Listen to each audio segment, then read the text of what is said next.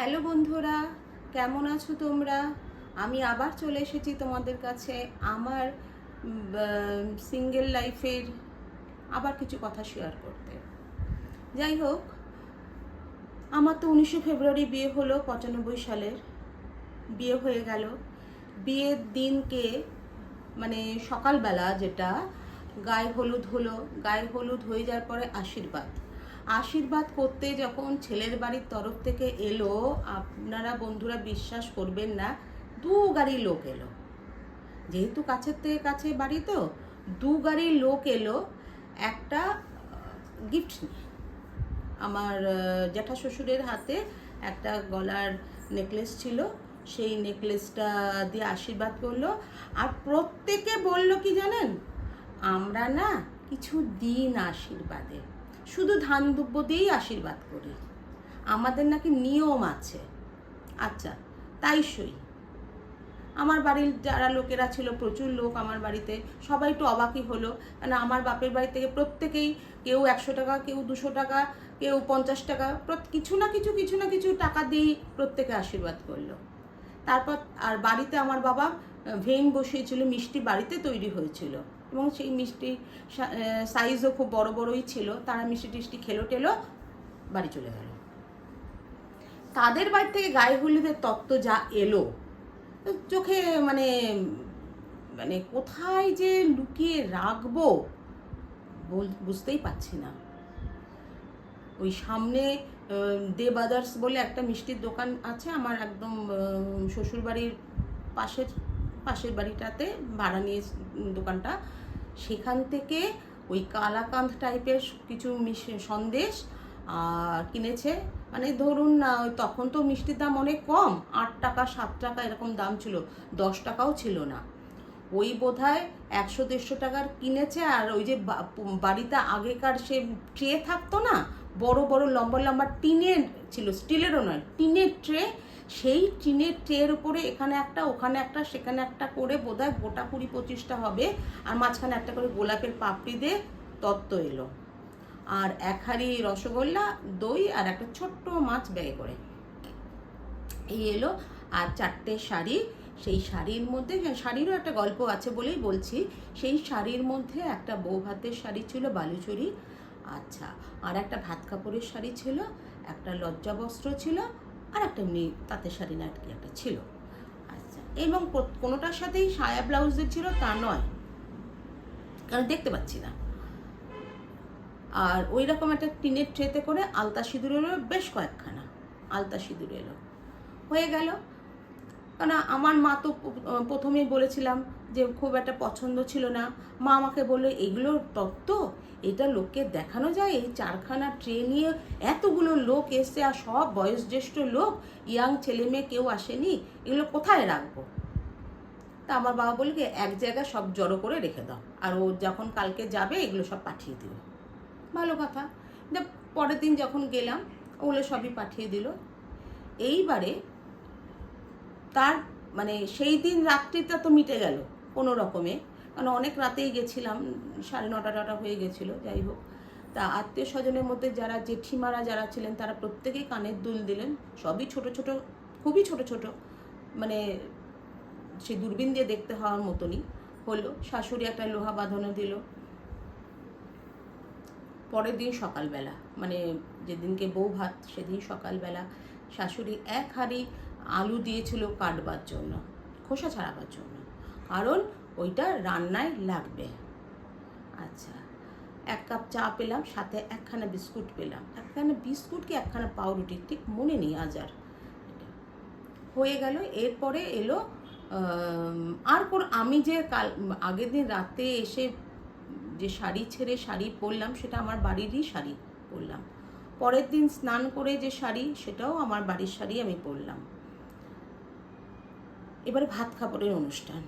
ভাত কাপড়ে আমাকে একটা তাঁতের, যেটা তত্ত্বে পাঠিয়েছিল, একটা তাঁতের শাড়ি, সেইটাই আমাকে দিয়েছে। তখন আমার পিসি শাশুড়ি হচ্ছে আমার শ্বশুরের থেকে বয়সে বড়, অনেক বড়।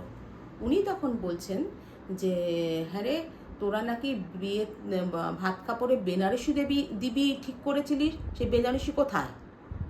তা বলতে তখন দেখলাম যে একটা বেনারসি মতন বেরিয়ে এলো।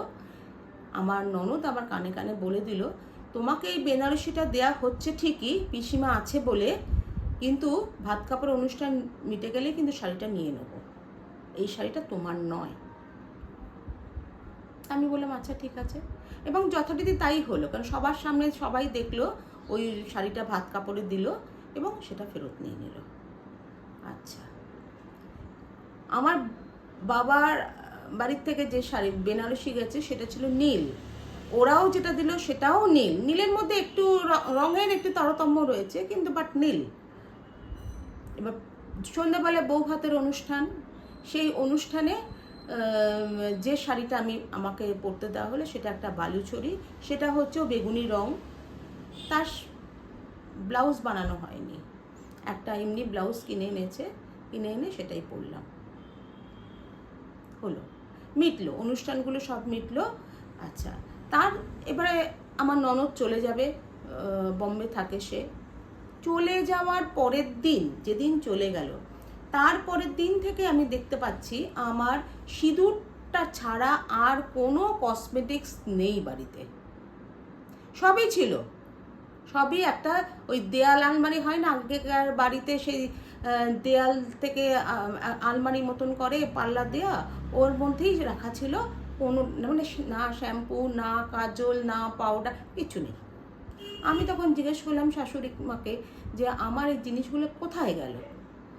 তখন বলছে জানি না তো। তো শ্বশুর মশাই বললেন কি জানি বোধহয় মুন্না নিয়ে গেছে। বললাম মুন্নাকে তো ননদ পুটুলি হিসেবে তো দেওয়া হলো সব জিনিসই, মানে দুটো সেট, আমারগুলো বা নিয়ে গেল কেন? তা ওকে তখন ফোন করতে বললো, হ্যাঁ তোমারগুলো নিয়ে এসছে, ঠিক আছে আমি যখন কলকাতা আবার যাব তখন তোমার জিনিস তোমাকে ফেরত দিয়ে দেবো। মানে ও আবার কলকাতা আসবে পুজোর সময়, আমার ফেব্রুয়ারিতে বিয়ে হয়েছে, পুজো হচ্ছে এই সেপ্টেম্বর অক্টোবরে, তখন যখন আসবো তখন ওগুলো আমাকে ফেরত দেবে। ঠিক আছে, তাই, সবটাই তাই। এইবারে আগের ভিডিওতে বলেছিলাম 1200 টাকার গল্প, তখনই আমাকে বলে দেওয়া হলো 1200 টাকার আমার মাসোহারা আর কি 1200 টাকা হিসাবে। এইভাবেই শুরু হচ্ছে। তা দিনগুলো শুরু হতো সকালবেলায়, ওই এক কাপ চা পাওয়ার পর থেকে পর কাজ, মানে রান্নাঘরটাই একটা জগৎ হয়ে গেছিল। রান্নাঘরে মোটামুটি 11:30 12টা অবধি কেটে যেত, আর সবই তো কেটে বেটে রান্না। শাশুড়িও থাকতো, শাশুড়ি রান্না করতেন, আমি জোগাড় দিতাম। তারপরে দুপুরের খাওয়া দাওয়া হয়ে যাওয়ার পরে সন্ধ্যাবেলা তখন তো মোটামুটি একটু ঠান্ডার ছিল, ওই 6:30 আমাকে বলতো যাও ওখানে একটা বড় স্টিলের থালা আছে, ওই থালার মধ্যে ফ্রিজ থেকে খাবারগুলোকে নামাও, কারণ এগুলো তো গরম হবে না, রুম টেম্পারেচারে থেকে ঠান্ডা কেটে যাবে। উনি একদিন দেখিয়ে দিলেন, আমি তারপর থেকে রোজকার আমার ডিউটি হতো। তারপরে 7খানা রুটি করা হতো, 7খানা রুটির মতন আটাই উনি আমাকে বের করে দিতেন, সেইটা আমি মাখতাম, মেখে 7খানা রুটি হতো, উনি ভাজতেন, আমি বেলে দিতাম। এই হতে হতে মোটামুটি ওই 7টা পৌনে 7টা হতো। তখন তো কেবল লাইন কিছু ছিল না, এটা তখন ওই ডিডি বাংলায় মুক্তমুখ টিভি দেখা, যদি টিভি দেখলাম, না দেখলে আমি তো তারপরে একটু আমার মায়ের বাড়িতে আসতাম, এসে আবার 9টা 9:30 ফিরে যেতাম। কোনো বন্ধু বান্ধবের বাড়ি যাওয়া বা তারা আসা এইসবে পারছিলই না, কারণ পরিষ্কার বলে দিয়েছিল যে কোনো বন্ধু বান্ধব আসতে পারবে না। আর একটা জিনিস,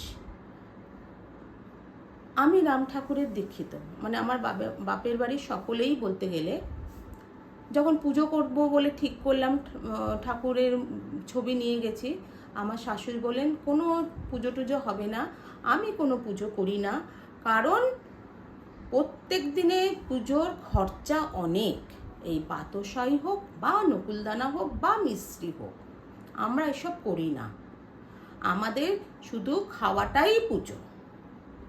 আমি দেখলাম যে আলমারি, ওই দেয়াল আলমারির একটা তাকে সব থরে থরে ঠাকুর সাজানো রয়েছে, কিন্তু কখনো কিছু দেয়া হতো না ঠাকুরকে।